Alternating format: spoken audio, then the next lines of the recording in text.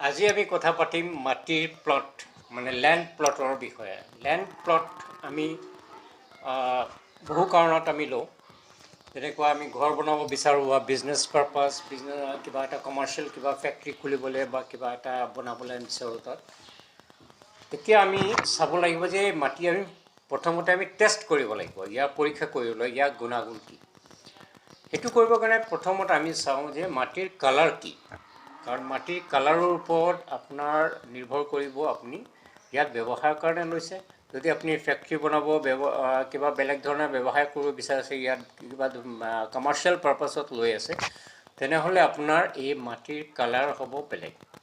আৰু মাটিৰ কালাৰৰ ওপৰত নিৰ্ভৰ কৰে আপোনাৰ থকা ঘৰ, বিজনেছ পাৰপাছৰ কাৰণে লোৱা মাটি, এইটো নিৰ্ভৰ কৰে ইয়াৰ কালাৰৰ ওপৰত। যদি কালাৰৰ ভাল বেয়া কালাৰৰ মাজতে গম পোৱা যায়। এইটো হ'ল 1 নম্বৰ। দ্বিতীয়তে হ'ল মাটি আমি পৰীক্ষা কৰিব লাগিব যে এই মাটিৰ এনাৰ্জি কিমান, ইয়াৰ পাৱাৰ কিমান, এনাৰ্জি কিমান, ইয়াত বনালে শুভ হ'ব নে অশুভ হ'ব। গতিকে আমি এই এনাৰ্জিটো আমি চাব পাৰোঁ লেকাৰ এণ্টিনা দি। লেকাৰ এণ্টিনা আৰু স্কেনাৰ দিও আমি এনাৰ্জি কৰিব পাৰোঁ, চাব পাৰোঁ, চেক কৰিব পাৰোঁ।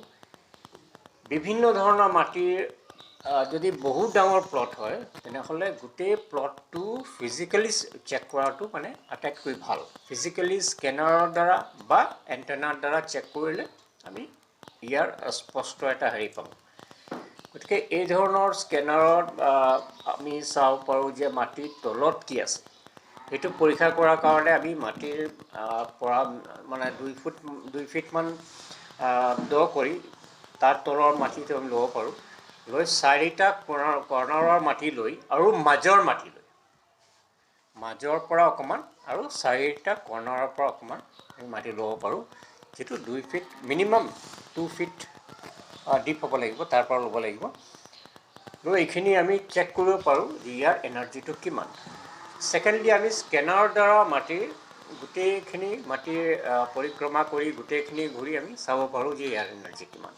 লেকাৰ এণ্টিনাত আমি অন স্পট চাব পাৰি যে মাটিৰ এনাৰ্জি কিমান। ইয়াৰ লগত আমি মাছ লগাই আমি চাব পাৰোঁ যে ইয়াৰ বিভিন্ন স্কেলত ইয়াৰ এনাৰ্জি কিমান আহি আছে। মাটিৰ এনাৰ্জি যদি ভাল হয়, মাটিৰ পাৱাৰ যদি ভাল হয়, তেনেহ'লে আপোনাৰ ব্যৱসায় প্ৰতিষ্ঠানৰ কাৰণে খুবেই ভাল হ'ব। আৰু আপুনি যদি ঘৰ বনায় তৈয়াৰ থাকিলে বিভিন্ন ধৰণৰ যদি মাটিৰ তলত কিবা দুখ থাকে, তেনেহ'লে ঠিক এই ধৰণৰ আমি যদি আপুনি ঘৰ বনাই লৈছে আৰু ঘৰত যদি কিবা ধৰণৰ জিঅ'পেথিক ষ্ট্ৰেছ আছে, মাটিৰ তলত কিবা প্ৰব্লেম আছে, তেনেহ'লে ঠিক এনেকুৱা ধৰক আমি যেনেকুৱা টাইলছ কাটি এতিয়া আমি ইয়াত 9 ইঞ্চমান দ কৰিম। 9 ইঞ্চ দ কৰাৰ পিছত ইয়াত আমি এনেকুৱা এটা জিঅ'পেথিক ষ্ট্ৰেছ ৰড ঠিক এই গাঁতটোত বহাই দিম। এই গাঁতটোত আমি এইটো আগত চেক কৰিম কোনটো পজিশ্যনত আছে। যিটো পজিশ্যনত আছে সেই মানে ক'ত একজেক্টলি স্পটটো আছে, জিঅ'পেথিক ষ্ট্ৰেছ স্পট বা কোনটো লাইনত আছে। কেতিয়াবা এইটো সদায় লাইনত হৈ ক্ৰছ হয়।